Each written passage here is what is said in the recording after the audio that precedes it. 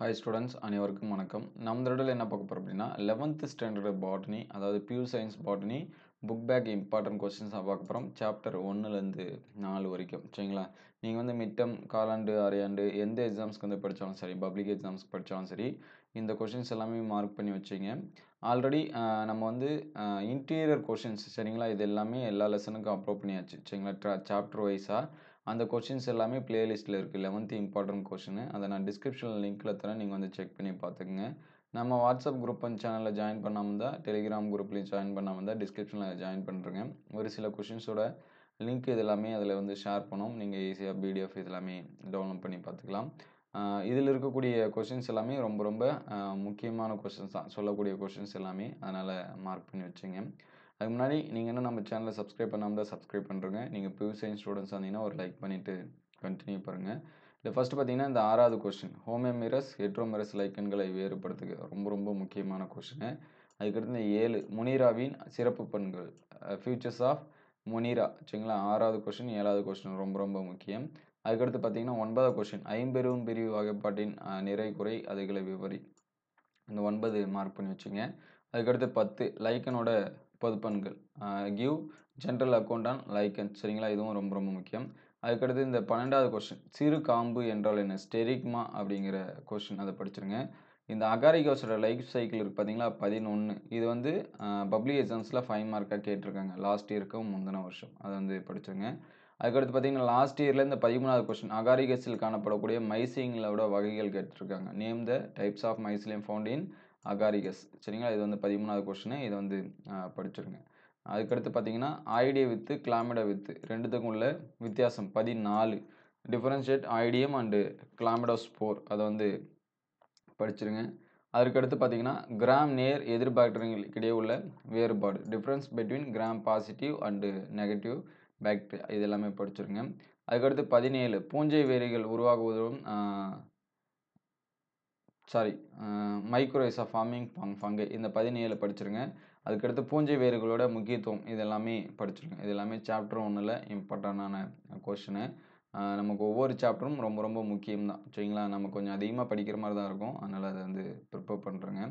அதுக்கடுத்து சாப்டர் 2. சரிங்களா? கொஞ்சம் லேகிங் ஆனிச்சுன்னா வெயிட் பண்ணி பாருங்கள். கொஞ்சம் சிஸ்டம் ப்ராப்ளம், அதனால் லேக் ஆனாலும் வாய்ப்பு இருக்குது.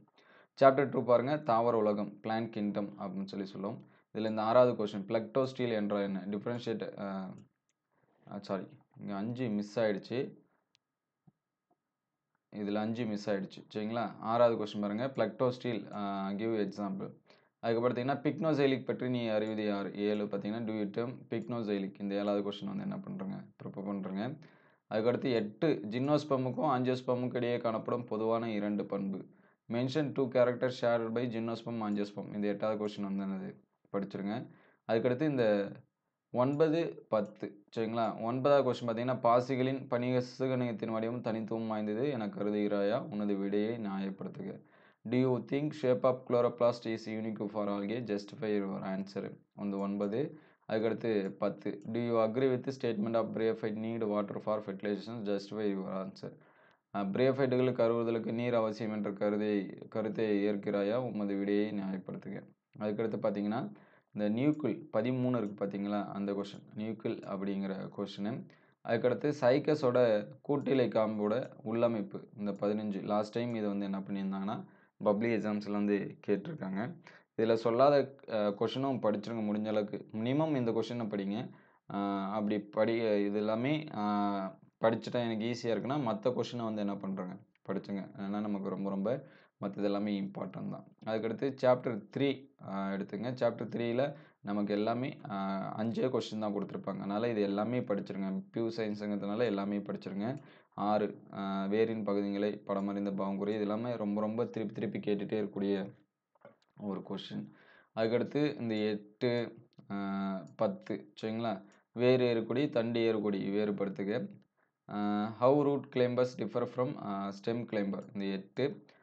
டிஃப்ரென்ஷியேட் பின்னேட்டிவ் யூனிகாஸ்டேட் பால்மேட்டிவ் மல்டிகாஸ்டேட் மீனியேஷன், ஓர் நடுநரம்பு படல நடுநரம்பு இல்லை வேறுபாடு. ஃபஸ்ட்டு இந்த 6, 8, 10 படிச்சிருங்க.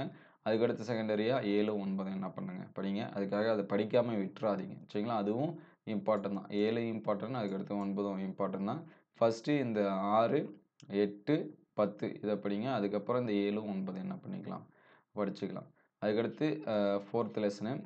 4த் லெசன பொறுத்தவரைக்கும் இதுலயும் நமக்கு வந்து என்ன பண்ணியிருப்பாங்க, கம்மியா தான் குடுத்துருப்பாங்க.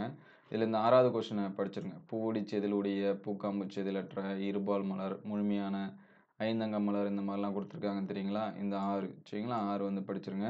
இதே மாடல்ல கேட்கலாம். இதே கொஸ்டின் கூட கேட்கலாம். அல்லது இதே மாடல்ல என்ன பண்ணலாம், கேட்கலாம். அதே மாரி 7ம் சரிங்களா? 7 ரொம்ப ரொம்ப முக்கியம். இந்த மாரி ஒரு கொஸ்டின் நம்ம வந்து என்ன பண்ணலாம்னா, எதிர்பார்க்கலாம். சரிங்களா? அதனால 7வது கொஸ்டின் வந்து என்ன பண்றீங்க, படிச்சிருங்க. சாப்டர் 4ல 5 மார்க்ஸ பொறுத்தவரைக்கும் பார்த்தீங்கன்னா, ஆ சூலோட ஒட்டுமுறை வகை 8வது கொஸ்டின் சரிங்களா? இத வந்து படிச்சிருங்க. அதுக்கடுத்து டைம் இருந்துச்சுன்னா 9ம் 10ம் நீங்க வந்து படிங்க. மோஸ்ட்லி இந்த கூட்டுக்கணி, திரள்கணி வேறுபடுத்துக இந்த கொஸ்டின் என்ன பண்ணலாம், கேட்கலாம். சரிங்களா? அதனால செகண்டரியா இந்த 9, 10 படிங்க. ஏன்னா இருக்கிறதே 5 தான். இதுல 3 படிச்சுட்டு மீதி இருக்கக்கூடிய 2 ஈஸியா என்ன பண்ணிடலாம்